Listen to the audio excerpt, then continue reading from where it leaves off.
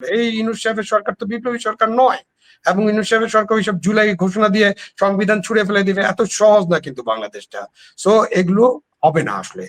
এই যে আলাপ আলোচনা, মানে এরকম একটা, যে ইউনূস সাহেব নির্বাচন দিবেন না, এটা ঠিক আছে, হতে পারে ইউনূস সাহেব নির্বাচন দিবেন না, বাট বাংলাদেশের সমস্যার সমাধান কিন্তু নির্বাচন হতে হবে।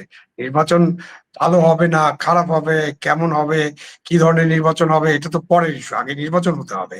নির্বাচন ছাড়া, ইনক্লুসিভ নির্বাচন যেটা বলছেন, আমি বলি নাই যে ইউনূস সাহেব নির্বাচন দিয়ে দিবেন। আমি বলেছি যে এমন কি হতে পারে যে তত্ত্বাবধায়ক সরকার প্রয়োজন হতে পারে একটা নির্বাচন করার জন্য, এবং সেই তত্ত্বাবধায়ক সরকারের যে পঞ্চদশ সংশোধনী বাতিল হওয়ার ফলে তত্ত্বাবধায়ক সরকার গঠনের একটা সম্ভাবনা সৃষ্টি হয়েছে। এখন উনি বিপ্লবী সরকার করেন নাই, শহীদ মিনারে যে শপথ নেন নাই, সংবিধান অনুসরণ করে শপথ নিয়েছেন, এসব তো করেই ফেলছেন, সুতরাং ওইসব বিপ্লব টিপ্লব করার আর স্কোপ নাই। ওটা আমাদের ভুলে যেতে হবে, এবং এটা কোনো বিপ্লব ছিল না, এটা একটা কোটা আন্দোলন, পরে বৈষম্য বিরোধী আন্দোলন, এবং সবচেয়ে বড় কথা হচ্ছে যে তখনকার যিনি সরকার প্রধান ছিলেন এবং সরকারে যারা ছিলেন তারা এই আন্দোলনকে তাকে কিভাবে ডিল করেছে সেটা আমরা সবাই জানি, এটা আলোচনা করার দরকার নেই। এত বল প্রয়োগ এবং এত হতাহতের ফলে আবার অনেক কিছু আছে যেটা নিয়ে আলোচনা হতে পারে। সেই সবের কারণে মানুষ আন্দোলনে অংশগ্রহণ করেছে, আন্দোলনে তো লোকজন ছিল। হ্যাঁ, ওই যে 29 মিলিয়ন 21 মিলিয়ন 50 মিলিয়ন খরচ করেছে, কাদের পেছনে খরচ করেছে, কোন কোন সংস্থা এগুলো পেয়েছে, এগুলো কিন্তু রেকর্ড আছে। এবং ঢাকা বিশ্ববিদ্যালয়ের একজন শিক্ষক যে ট্রেনিং এর জন্য টাকা পেয়েছেন, রেকর্ড আছে। তিনি কাদের রাজনীতির সাথে যুক্ত ছিলেন, রেকর্ড আছে। তো এইসব অনেক দীর্ঘ আলোচনা করা যায়, এবং অনেক কনস্পিরেসি থিওরি নিয়ে আমরা আলোচনা করতে পারি। এবং এইটা না দিলে ওটা দিবেন, তাকে চট্টগ্রাম বন্দর দিয়ে দিতে হবে, এই আমাদের দ্বীপটা দিয়ে দিতে হবে, করিডোর দিয়ে দিতে হবে। এই সব কিছুর মধ্যে দেয়ার আর মেনি প্লেয়ার্স, এবং আমাদের প্রতিবেশী আছে, অনেক রাষ্ট্র আছে, আমাদের সেনাবাহিনী আছে, যাকে আপনি দেশপ্রেমিক সেনাবাহিনী বলেন সবাই। তো সেনাবাহিনী আছে, এবং সেনাবাহিনীর ঘোরতর প্রতিবাদ আছে, এটা নিয়ে বাধা আছে। সেনাপ্রধান নিজেই বলেছেন যে নো করিডোর, তাই না, সেটা বলেছেন। এবং ইয়ার ব্যাপারে, আমাদের চট্টগ্রাম বন্দরের ব্যাপারে কথাবার্তা হচ্ছে। তো এই কথাবার্তাগুলো চলতে থাকবে। আমি এরকমটা মনে করি না যে ইউনূস সাহেব যেমন ইচ্ছে তেমন করে দেশটা চালাবেন এবং বাংলাদেশের জনগণ এটা মেনে নেবে। আওয়ামী লীগ আন্ডারগ্রাউন্ডে চলে যাবে, তারপরে এসে ভোট কেন্দ্রে হামলা করবে। একটু আগে তো উনি বললেন যে সেই পুরো দেশটাই আওয়ামী লীগ হয়ে গেছিল, এখন কোনো আওয়ামী লীগ খুঁজে পাই না কেন? তো দেশটা তো আওয়ামী লীগ বানাই ফেলছিলাম আমরা।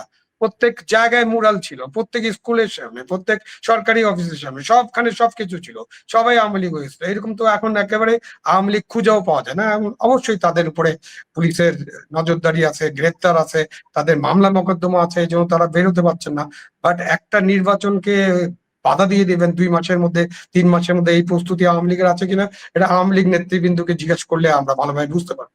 আমি বাংলাদেশে থেকে তো আমি কোনো আওয়ামী লীগের কোনো কার্যক্রম, ঝটিকা মিছিল ছাড়া আর কিছু দেখি নেই। আমি দেখি না, আমাদের ওদের যোগাযোগ নেই, তাদের তৃণমূল কর্মীরা খুব কষ্টে আছে, নেতারা তাদের খবর নেয় না। আওয়ামী লীগের তো সবাই দেশেই আছে রে ভাই। আওয়ামী লীগের 1,000 লোক নেয় এদিক ওদিক চলে গেছে, 1,000-এর বেশি তো আমি দেখি না। বাড়িতে বাড়িতে আপনি 1500 2000 করতে পারেন। কিছু লোক আন্ডারগ্রাউন্ডে আছে, দেশের মধ্যে আছে, সবাই কিন্তু দেশে আছে। এটাকে 20% হোক, 25% হোক, 35% হোক, 40% হোক, আছে তো, তাদের সমর্থন আছে। তাদেরকে ছাড়া আপনি একটা নির্বাচন করতে পারবেন না, করাটা হয়তো সঙ্গত হবে না, এবং করা যাবে না হয়তো। সেটাও নিয়ে তো আলোচনা হতে হবে, আলোচনাটা ওইখানে রাখেন। আমরা একটা নির্বাচন করি, নির্বাচন দরকার, ইউনূস সাহেবকে একটা অবশ্যই নির্বাচন দিতে হবে। উনি কি এজেন্ডা নিয়ে আসছে, কার কাছে টাকা নিছে, কোথায় বিক্রি করছে দেশ, আমরা তো দেশটাকে বিক্রি করতে দেব না। সেটা হলো আসল কথা। এই জন্যই কথা বলছি যে নো, উনি এইভাবে করতে পারেন না।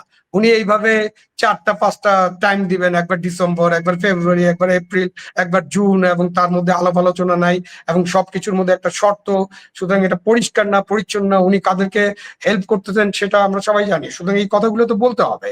এর মানে এই নয় যে ইউনূস সাহেব এরকম চলতে থাকবে 29 সাল পর্যন্ত, নো। এটা এইভাবে চালানো সম্ভব না, এইভাবে দেশ চলবে না। উনি তো নিজেই বললেন যে দেশের অর্থনৈতিক সংকট আছে, টাকা চাই, আমাদের $20 বিলিয়ন মতো রিজার্ভ আছে, টাকা চাই। টাকার জন্য তুমি এখানে যাচ্ছেন সেখানে যাচ্ছেন, কিন্তু টাকা তো আর আসছে না, এইভাবে তো টাকা আসবে না। আপনি স্টারমারের সাথে দেখা করার যে চিন্তা, সেই চিন্তাটা কি জন্য? আপনি স্টারমারের সাথে দেখা করে আপনার পাচার করা টাকা, এবং আপনি ওখান থেকে লোকজনকে, ওই যে কি জানি আমাদের একটা আছে না, রেড অ্যালার্ট করি আমরা, কি একটা আছে, ইন্টারপোল, এটার কোনো সংস্থা নাকি? কোনো ইন্টারপল কি কোনোদিন কাউকে ধরে কোনো দেশে পাঠাতে পারছে নাকি এখন পর্যন্ত? এর চেয়ে বড় বড় ক্রিমিনাল, দাউদ ইব্রাহিমের কথা মনে আছে না? ভারত কত বড় দেশ, কত শক্তিশালী দেশ, ইন্টারপোল রেড অ্যালার্ট করছিল না? এখন পর্যন্ত দাউদ ইব্রাহিমকে ইন্টারপোল ফেরত পেয়েছে। এইসব সব বাদ কি বাদ, এইসব কথার কথা, রাজনৈতিক রিটরিক, বয়ান, এইসবের বাইরে এসে আমরা একটু স্বাভাবিকভাবে চিন্তা করার চেষ্টা করি। হ্যাঁ, দেশে একটা 5ই আগস্টে একটা গণ অভ্যুত্থানের মতো সিচুয়েশন হয়েছিল বা গণ অভ্যুত্থান হয়েছিল, ওটাতে আমি বিপ্লব মনে করি না, বিপ্লবের ধারে কাছেও নাই। এইটার কোনো আদর্শিক জিনিস থাকতে হবে তো বিপ্লবের সাথে, ওইটা একটা দীর্ঘ আলোচনা, ওইটা নিয়ে আমরা ঘন্টার পর ঘন্টা আলোচনা করতে পারি। বিপ্লব কাকে বলে, কত প্রকার, কি কি কেমন করিয়া বিপ্লব হয়, বিপ্লবী সরকার গঠন কিভাবে করা যায়, অনেক আলোচনা হতে পারে। এই ইউনূস সাহেবের সরকার তো বিপ্লবী সরকার নয়, এবং ইউনূস সাহেবের সরকার ওইসব জুলাই ঘোষণা দিয়ে সংবিধান ছুড়ে ফেলে দিবে, এত সহজ না কিন্তু বাংলাদেশটা। সো এগুলো হবে না আসলে, এবং এগুলো করতে দেওয়া যাবে না। হবে না যেমন আমি জোর দিয়ে বলছি, হবে না, সেটা আমার নাগরিক হিসেবে আমার দায়িত্ব, এবং এগুলো করতে দেওয়া যাবে না। আমি এত হতাশ না যে ইউনূস সাহেব এরকম যা ইচ্ছা তাই চালাতে থাকবেন আগামী 5 বছর, 10 বছর, 20 বছর, যতদিন পর্যন্ত তাকে যারা নিয়োগ করেছেন। উনার প্রথম নিয়োগ করতে হলে তো এই ছাত্ররা, তাদের সাথেই তো দ্বন্দ্ব। এনসিপি স্টেটমেন্টটা পড়ছেন আপনি নিশ্চয়ই, এই যে তারেক রহমানের সাথে যে যৌথ মানে বিবৃতিটা হলো, তারপরে এনসিপি কি স্ট্যান্ড নিয়েছে, তারা আরেকটা অভ্যুত্থানের ভয় দেখাচ্ছে। দেশে অন্যান্য ইসলামী দল এবং অনেক জন আছে, জামাতি এবং আরো ইসলামী দল আছে, তারা কি কি বিবৃতি দেয়, কি ধরনের কথাবার্তা বলে, তারা সংবিধানের ব্যাপারে কি বলে, তারা নারীদের ব্যাপারে কি বলে, তারা সেনাবাহিনীর ব্যাপারে কি বলে, এসব তো আছে। সুতরাং এগুলোকে তো চলতে দেওয়া যাবে না। হ্যাঁ, অফকোর্স আমি বাংলাদেশে আছি, আমি রিস্ক ফিল করি, বাট যতই রিস্ক ফিল করি, আমার বয়স এখন 71, আমি মুক্তিযুদ্ধে যোগ দিয়েছিলাম, সুতরাং this is my extended life. সুতরাং আমি কিন্তু গণতন্ত্র, মানবাধিকার এবং ভোট, এবং ভোট আপনি খারাপ হতে পারে, ভোট খারাপ হওয়ার, ভালো হবে খারাপ হবে এটা নিয়ে তো কোনো কথা নেই। ভোট আগেও ভালো হয়নি, সব ভোট ভালো হয়েছে এরকম না, বা তত্ত্বাবধায়ক সরকারের সময় যেসব নির্বাচন হয়েছিল ভালো হয়েছিল, এই ব্যাপারে কিন্তু আমাদের কোনো দ্বিমত নেই, বিতর্ক আমরা করতে পারি। ওটাও 95%, 90% হয়তো ভালো হয়েছে, 10% কখনোই ভালো হবে না। পৃথিবীর অনেক দেশে ভালো হয় না, আমেরিকার মতো দেশেও ভোট নিয়ে অনেক আলাপ আলোচনা হয়। আপনি নিশ্চয়ই মনে আছে বাটারফ্লাই ব্যালটের কথা, তাই না? কিভাবে পরাজিত হয়েছিলেন তখন ডেমোক্রেটিক প্রার্থী। তো এইসব অনেক কিছু ঘটনা ঘটবে, তার মধ্যেই ডেমোক্রেসি হচ্ছে একমাত্র অল্টারনেটিভ, এবং নির্বাচন হচ্ছে একমাত্র অল্টারনেটিভ। তত্ত্বাবধায়ক সরকারের অধীনে আমাদের দেশে যদি 5টা 7টা নির্বাচন হয় এবং নির্বাচনটা আমি করতে পারি, যদি কোন সরকার গঠন করার পর নিজের থেকে কর্তৃত্ববাদী বা ফেসিবাদী না হয়ে যায়, বাংলাদেশের পরিবর্তন করা সম্ভব। আমি এতটা হতাশ নাই। বাংলাদেশের জনগণ চায়, বাংলাদেশের জনগণ ভালোভাবে বাঁচতে চায়, তারা পেটে ভাত চায়, রাতে ঘুমাতে চায়, নিরাপদে ঘুমাতে চায়, এবং তারা ভোটের মাধ্যমে দায় দায়িত্ব হস্তান্তর করতে চায়, ভোটের মাধ্যমে একটা সরকার নির্বাচিত করতে চায়। এটা বাংলাদেশের জনগণ কিন্তু 1970 সাল থেকে শুরু করেছে, প্রথম এক ব্যক্তি এক ভোট।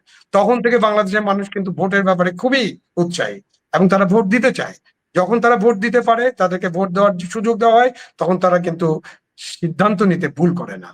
তো সেই জায়গায় আমাদেরকে বিশ্বাস রাখতে হবে জনগণের উপরে, এবং কোন জনগণের সরকার উল্টাপাল্টা করতেই থাকবে আর আমরা সহ্য করতেই থাকবো, এটা হবে না তো আসলে। জনগণকে এটা যে হবে না, জনগণকে মোবিলাইজ করবে কে? ধরেন বিএনপি, যদি তারা যদি এটার সঙ্গে আপনার যেটা যেমনটা মঞ্জুরুল হক বলছিলেন যে তাদেরকে এক ধরনের মানে নেগোসিয়েশন, ইলেকশন নিয়ে হয়নি, অন্য কোনো কিছু নিয়ে হয়েছে, মামলার কপি পকেটে রেখে ডক্টর মোহাম্মদ ইউনূস তিনি নেগোসিয়েশন হয়তো করেছেন। সেক্ষেত্রে এই যে রাজনৈতিক মানে জনগণ যে নির্বাচন চায়, নির্বাচন যদি এই সরকার না দেয়, তাহলে কে তাকে বাধ্য করবে নির্বাচন দেওয়ার জন্য? আহ বাধ্য করার তো বিষয় না, বিষয়টা হলো যে তখন তো রাজনৈতিক দলগুলো, যেমন আওয়ামী লীগ বাইরে আছে, আওয়ামী লীগ কি অ্যাক্টিভ থাকবে না? আওয়ামী লীগ তো অ্যাক্টিভ হতে পারে, হওয়ার সম্ভাবনা বেশি, এবং তাদের যে সাপোর্ট বেস আছে, তারা সেটাকে কি ব্যবহার করার চেষ্টা করছেন না? করছেন, কিন্তু সেভাবে তারা এখনো মাঠে তাদের ফলাফল আসেনি, বা তারা মাঠে নামতে পারছে না। বিএনপি কি নির্বাচন না নিয়ে এরকম বসে থাকবে নাকি?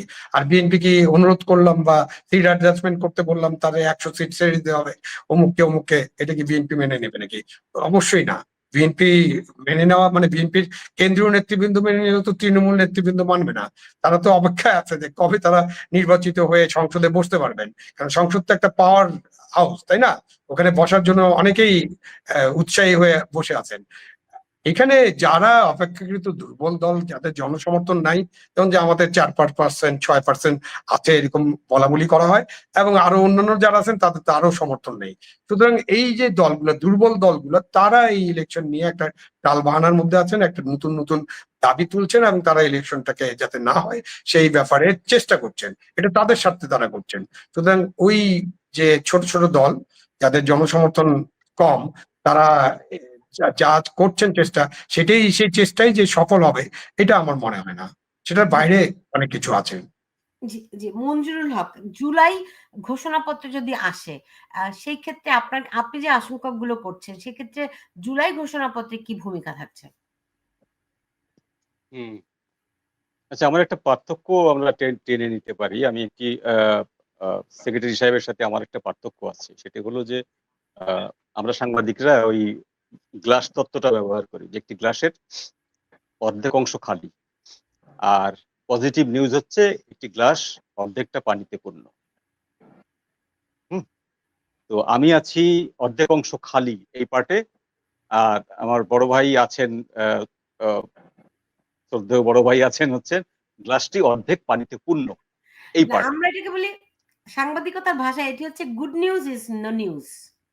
হ্যাঁ, যাই হোক, আমি আরো অনেক ভাষা আছে যে, যেমন ধরেন যে uh uh media goes with the wind. Media goes with the wind বললে আর কোনো কিছু থাকে না। বাতাস যেদিকে যাবে মিডিয়া সেদিকে যাবে। যাই হোক, সেটা কথা না।